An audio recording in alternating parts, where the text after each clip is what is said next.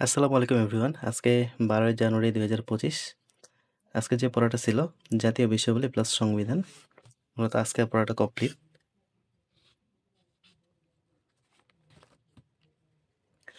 তো প্রথমেই সংবিধানটা পড়ছিলাম। সংবিধান থেকে গতকালকে যে বিষয়গুলো পড়ছিলাম, সংবিধানের ইতিহাস প্লাস সংবিধানের ১ম ভাগ প্রজাতন্ত্র। ওটা আজকে আবার একটু রিভিশন দিচ্ছি। দিয়া নতুন করে আজকে পড়ছি সংবিধানের ২য় ভাগ রাষ্ট্র পরিচালনা মূলনীতি।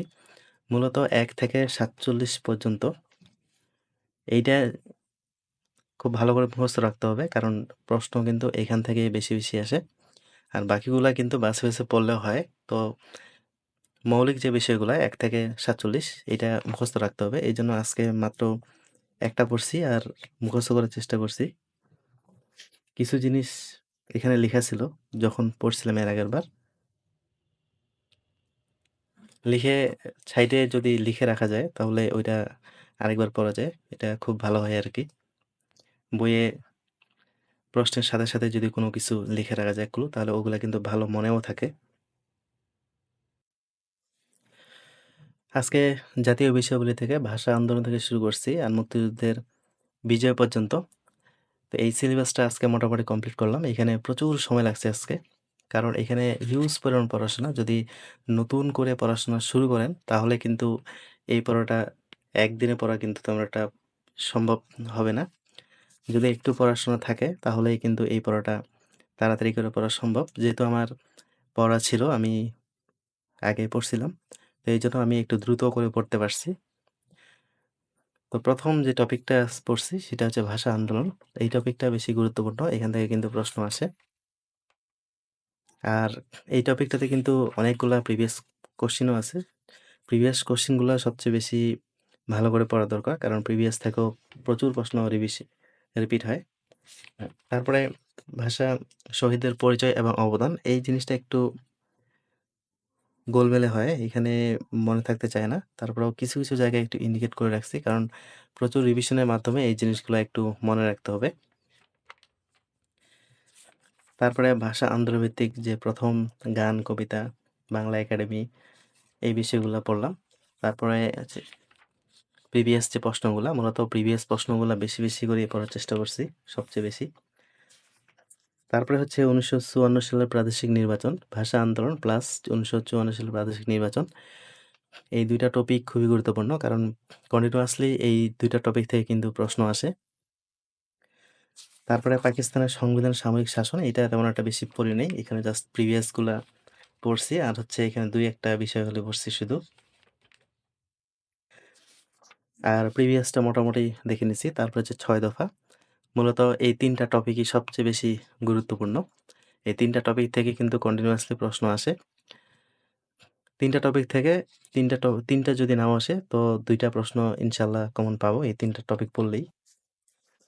৬ দফার পরে আছে বঙ্গবন্ধু শেখ মুজিবুর রহমান। এখন এটা তেমন একটা বেশি গুরুত্বপূর্ণ না ডিটেইলসে পড়া। জাস্ট প্রিভিয়াস গুলা যদি একটু পড়া যায়, প্রিভিয়াস গুলো পড়লে আসলে এটা হয়ে যায়। এর থেকে আর বেশি কিছু লাগে না।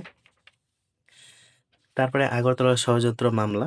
এটাও একটু মোটামুটি পড়ছি। কারণ এটাতে তেমন কন্টিনিউয়াসলি প্রশ্ন আসে না। তবে বিষয়গুলো একটু ক্লিয়ারলি থাকা ভালো। তারপরে যে প্রিভিয়াস প্রশ্নটা পড়লাম। ১৯৭০ সালের নির্বাচন, এটাও কিন্তু কম গুরুত্বপূর্ণ। তারপরেও পড়ে রাখতে হবে। ভাষা আন্দোলন থেকে মুক্তিযুদ্ধ পর্যন্ত সবগুলাই ভালো করে পড়তে হবে। কিন্তু যেই জায়গাগুলো থেকে বেশি প্রশ্ন আসে ওগুলাকে আরো বেশি সিরিয়াস পড়াশোনা করতে হবে। যেমন ১৯৭০ সালের নির্বাচন থেকে কিন্তু তেমন একটা প্রশ্ন আসে না। এখন হুট করে আবার যেকোনো সময় চলেও আসতে পারে। এজন্য প্রশ্ন আসলে যেন পারা যায় এইভাবে পড়তে হবে। আর যেগুলা থেকে প্রতিবারই প্রশ্ন আসে ওইগুলাকে খুবই ভালোভাবে, খুব বিস্তারিতভাবে যত বেশি পড়া যায় ততই ভালো। তারপরে মহান মুক্তিযুদ্ধের ও স্বাধীনতা। এখানে ৭ মার্চের ভাষণ থেকে শুরু করে মুক্তিযুদ্ধ পর্যন্ত প্রত্যেকবারে এখানে কয়েকটা টপিক আছে। এই কয়েকটা টপিক থেকে ২ টা, ৩ টা, ৪ টা পর্যন্ত প্রশ্ন আসে ৭ মার্চের ভাষণ থেকে। তারপরে এখানে আছে মুজিবনগর সরকার, যেটা খুবই গুরুত্বপূর্ণ। মুজিবনগর সরকারটাকে একটু ভালো করে পড়তে হবে। এখানে অনেক বিষয় আছে যেগুলা ক্লিয়ার কনসেপ্ট থাকা খুবই জরুরি। বাংলাদেশ বিষয়াবলীর এই টপিকগুলোতে একটা সুবিধা আছে যে এখানে অনেকগুলা করে প্রিভিয়াস প্রশ্ন আছে।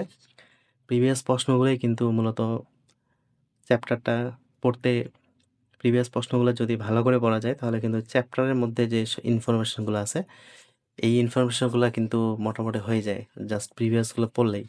তো এইজন্য যদি চ্যাপ্টারটা একটু ভালো করে পড়া যায় প্লাস প্রিভিয়াস তাহলে কিন্তু খুবই ভালো একটা প্রিপারেশন হয়ে যাবে এই বিষয়গুলোতে। মুক্তিযুদ্ধের রণকৌশল এখান থেকে জাস্ট এগুলো রিডিং পড়ছি। এখানে তেমন গুরুত্বপূর্ণ কিছু নাই। তবে এখানে কিছু অল্প ২-১ টা ইনফরমেশন আছে যেগুলা খুবই ভালো করে পড়া দরকার। মুক্তিযুদ্ধের সেক্টর কমান্ডারগুলা আর সেক্টরটা একটু ভালো করে পড়তে হবে এখান থেকে। তারপরে এখানে প্রিভিয়াস প্রশ্ন আছে যথেষ্ট। প্রিভিয়াস প্রশ্ন খুব ভালো করে পড়তে হবে। পাকিস্তান বাহিনীর আত্মসমর্পণ এবং বাংলাদেশের অভ্যুদয়। এখানে পড়াশোনা তেমন একটা বেশি নাই। জাস্ট এগুলো রিডিং পড়লেই কিন্তু ক্যাপচার হয়ে যায়। কিন্তু এখানে ২-১ টা জিনিস একটু ভালো করে পড়তে হবে। যেটা হচ্ছে স্বাধীন বাংলা বেতার কেন্দ্র, তারপরে অনুষ্ঠান, তারপরে হচ্ছে প্রবাসী বাঙালিদের দ্বারা প্রকাশিত পত্রিকা, মুক্তিযুদ্ধে বাংলাদেশের পত্র-পত্রিকা এগুলা কিন্তু একটু জানা দরকার। কারণ এগুলা থেকে যখন তখন প্রশ্ন চলে আসতে পারে। তারপরে বুদ্ধিজীবী হত্যা এখানে শুধু নামগুলা যদি একটু জানা যায় তাহলেই এনাফ। এর থেকে বেশি তেমন একটা প্রয়োজন হয় না আসলে। তারপরে চূড়ান্ত বিজয়। চূড়ান্ত বিজয়ের এখানে যে ইনফরমেশন গুলো দেওয়া আছে সবগুলো ইনফরমেশন একটু ভালো করে পড়তে হবে। তার সাথে এখানে আছে প্রিভিয়াস প্রশ্ন আছে মোটামুটি ২৭ টা। প্রিভিয়াস প্রশ্নগুলো পড়লে আর চ্যাপ্টারটা ২-১ বার রিডিং দিলে আসলে প্রিপারেশনটা হয়ে যায়। তারপরে বাংলা মুক্তিযুদ্ধকালীন মুদ্রা ও ডাক টিকিট এগুলা খুব বেশি একটা গুরুত্বপূর্ণ না। তারপরেও পড়ে নিছি এই বিষয়গুলা। আর প্রিভিয়াস প্রশ্নগুলোর সাথে বসছি। মুক্তিযুদ্ধে বৃহৎ শক্তিবর্গের ভূমিকা এই টপিকটা কিন্তু একটু গুরুত্বপূর্ণ। এখানে কনসার্ট ফর বাংলাদেশ ৭ম নৌবহর আমেরিকার। তারপরে বিদেশি সংবাদপত্রের যে ভূমিকাগুলো ছিল বাংলাদেশের মুক্তিযুদ্ধের সময়। তারপরে এখানে যে বিদেশিগুলো আছে Simon Ring, W S. Waterland, Lear Levin, Allen Ginsberg এদের সম্পর্কে এদের বইগুলা, এদের কার্যক্রমগুলো খুবই ভালো করে পড়তে হবে। এই টপিকটা কিন্তু খুবই গুরুত্বপূর্ণ। এজন্য এই টপিকটাতে কিন্তু প্রিভিয়াস প্রশ্নও আছে অনেকগুলা। তারপরে বীরত্বমূলক খেতাব। এখানে ৭ জন বীরশ্রেষ্ঠ সাথে আরো কয়েকজন আছে। এদেরকে একটু ভালো করে পড়তে হবে। যেমন এখানে তারমন বিবি, তারপরে ইউকে চিংমারমা এদেরকেও একটু মোটামুটি পড়তে হবে। আর মুক্তিযুদ্ধের যে ৭ জন বীরশ্রেষ্ঠ আছে এইটা কিন্তু পড়তে গেলে একদিনে আসলে পড়া যায় না। এদের ইনফরমেশন মনে রাখতে গেলে মোটামুটি একটা সময় নিয়ে রিভিশন দিয়ে বিষয়গুলোকে আয়ত্তে রাখতে হবে। তবে আপাতত যেই বিষয়গুলা থেকে বেশি প্রশ্ন আসছে এখানে অনেকগুলা প্রিভিয়াস প্রশ্ন আছে। প্রিভিয়াস প্রশ্নগুলা থেকে যেই টপিক থেকে বেশি আসছে জাস্ট ওই টপিকগুলাতে একটু বেশি করে পড়তে হবে।